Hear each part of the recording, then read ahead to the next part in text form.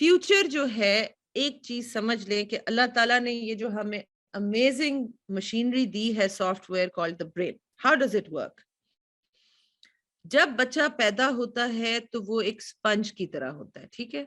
उसको अभी उसने सीखना होता है, डिफरेंट चीजें वो सीखता है। जितनी ब्रेन की ग्रोथ वो अर्ली इयर्स में होती है, up till the age teenage, and then it goes on till 20s also, brain cells develop होते हैं।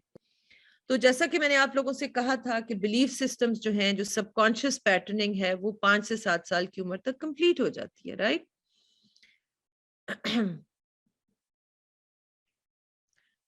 The brain basically is constantly like a computer. ये जमा तफरीक इसकी कंप्यूटिंग होती है, जिसकी बेसिस पे ये एल्गोरिदम्स जनरेट करता है। क्या मतलब हुआ कि it only has the ability to basically use the past experiences जो हो चुके हैं, जिनकी रिकॉर्डेड फाइल्स ब्रेन में मौजूद होती हैं, उनकी बेसिस पे ये हाल और फ्यूचर को डिफाइन करता है, फ्यूचर को ये प्रिडिक्ट करता है। ओके बच्चा जो है, एक बच्चा है, उसने दहकते हुए कोयले को देखा, उसको अट्रैक्ट किया, वो उसको जाके वो क्यों पकड़ लेता है? क्योंकि उसका एक्सपीरियंस नहीं हुआ होता कि दहकती हुई चीज आग जला देती है। पर एक दफा वो पकड़ेगा, फिर वो जिंदगी भर आप उसका हाथ घसीट के भी लेके जाएंगे, वो नहीं लगाएगा। He knows now, brain has recorded this action is going to cause me pen.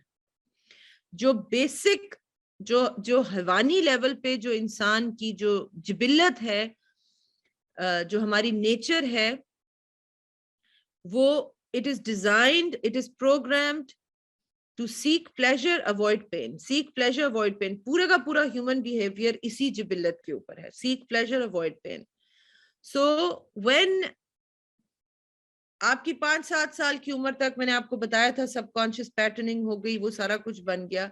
फिर आप अपनी टीन एज में आए, फिर आप यूथ में आए, फिर मिडिल एज में आए। तो पास्ट से जो जो वो रिकॉर्डिंग्स कर रहा है, उनकी बेसिस पे वो बैठ के आपका फ्यूचर प्रिडिक्ट करता है, जिसको हम कह देते हैं प्रोबेबिलिटीज एंड पॉसिबिलिटीज। ठीक है, क्या हुआ कि मैं अब बैठी हुई हूँ और मैं सोच रही हूँ, अच्छा यार मेरी जो बिजनेस है ये आजकल कोविड की वजह से सफर कर रही है, और अगर इस वक्त सेल्स कम हुई हुई हैं तो chances are that the sales are going to remain low, और ये हुआ तो मेरा बिजनेस अगर तबाह हो गया तो मैं तो तबाह हो जाऊंगी। ये सब अभी क्या हुआ?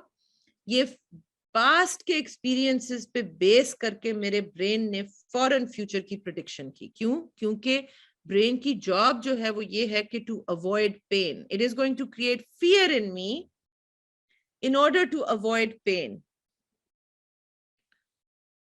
It is a useful mechanism. ये अगर ना हो तो हम तो हर वक्त खतरों में जाते रहे, हमें पता ही ना चले हमें। ये it is a protective mechanism. However, जब ये mechanism अपनी हद से बाहर निकलता है तो ये हमारे लिए डेंजरस हो जाता है। फिर तौहीद की बात आएगी। यहाँ पे हम अपने थिंकिंग ब्रेन को जो जो कि समझ चुका हुआ है, उसको कहते हैं कि thank you so much for your caution. However I know कि मेरा तो बिजनेस, और बिजनेस में फ्यूचर में क्या होना है, मेरा रिस्क उसके हाथ में। हम उस फियर को इस तरह से काउंटर करते हैं। सो ये बात समझ लें कि फियर का जो एक्रोनिम है ना, फियर का एक्रोनिम है FEAR, fear, false evidence appearing real. It is false evidence, but it appears real to us. But it's an illusion. It's a lie. It may come true, it may not. हमें तो ये नहीं पता कि मेरी अगली सांस गारंटीड है कि नहीं, तो मैं अगले साल की इनकम के फ्यूचर इनकम के गम में आज से निढाल हो रही हूँ। बट ये नहीं पता कि शायद घर से बाहर निकलूं, गाड़ी टक्कर मार दे, खत्म हो जाऊं। We have no ability to predict the future. Yes, we have probabilities, but probability is not a guarantee. So we have to learn to understand कि ये जो अभी मेरे दिमाग में फियर उठा है, ये ईगो ने मुझे प्रोटेक्ट करने के लिए किया, लेकिन बिल्कुल उसी तरह जिस तरह हम वो बाकी स्टेटमेंट्स पे वर्क कर रहे हैं, हम फियर को भी इसी तरह टैकल करते हैं कि is this true, could something else be true, why am I believing something that is causing me pain, और वो पेन जो है वो दूसरी चीज भी पॉसिबल है, why am I believing this one, right?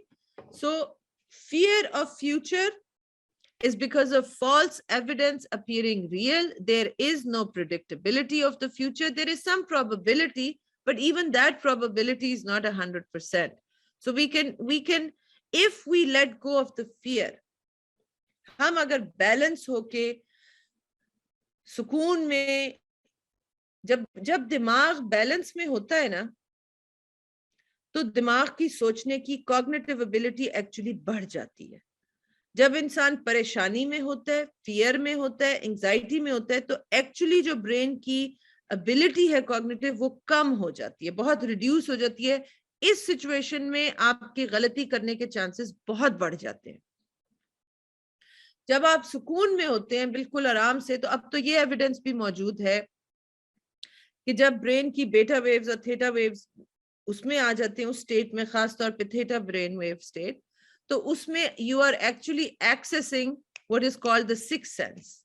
तो डिवाइन गाइडेंस भी उसमें आपको समझ में आती है। डिवाइन गाइडेंस एक स्कैटर्ड ब्रेन में नहीं आती,